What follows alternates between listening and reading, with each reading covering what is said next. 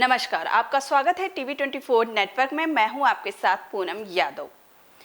UP विधानसभा चुनाव 2027 भले ही अभी दूर हो, लेकिन राजनीतिक माहौल धीरे धीरे गर्म होने लगा है। सभी दल अपनी अपनी रणनीति बनाने में जुटे हुए हैं। इसी बीच सीएम योगी आदित्यनाथ की बढ़ती सक्रियता ने प्रदेश की राजनीति में नई हलचल छेड़ दी है।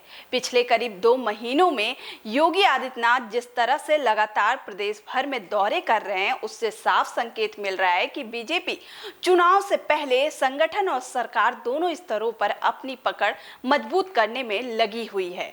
जानकारी के अनुसार सीएम योगी आदित्यनाथ ने हाल के हफ्तों में उत्तर प्रदेश के सभी 18 मंडलों का दौरा किया है। इन दौरों के दौरान वे 100 से ज्यादा विधानसभा क्षेत्रों तक पहुंच चुके हैं।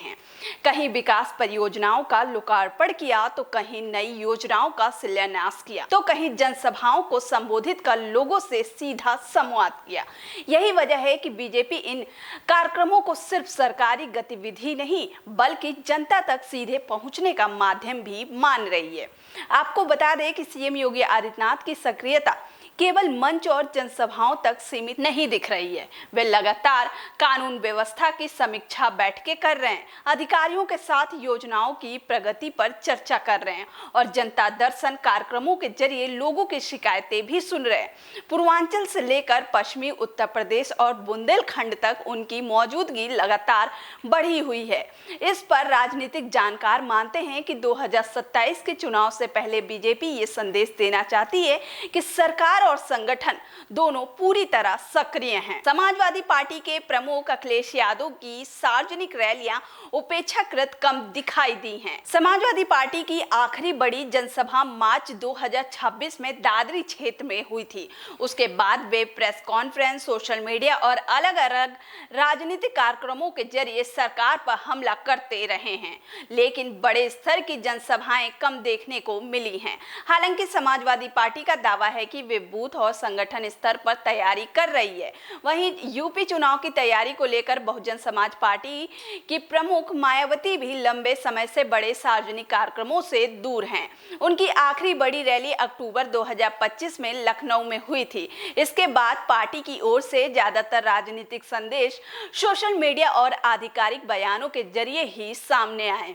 ऐसे में सवाल उठ रहा है कि क्या बीएसपी चुनाव से पहले अपनी जमीनी सक्रियता बढ़ाएगी या फिर अलग रणनीति के साथ मैदान में उतरेगी। वहीं 2027 का चुनाव इसीलिए भी महत्वपूर्ण माना जा रहा है क्योंकि ये सिर्फ सरकार बदलने या बचाने का चुनाव नहीं होगा, बल्कि उत्तर प्रदेश की सामाजिक और राजनीतिक दिशा तय करने वाला चुनाव भी माना जा रहा है।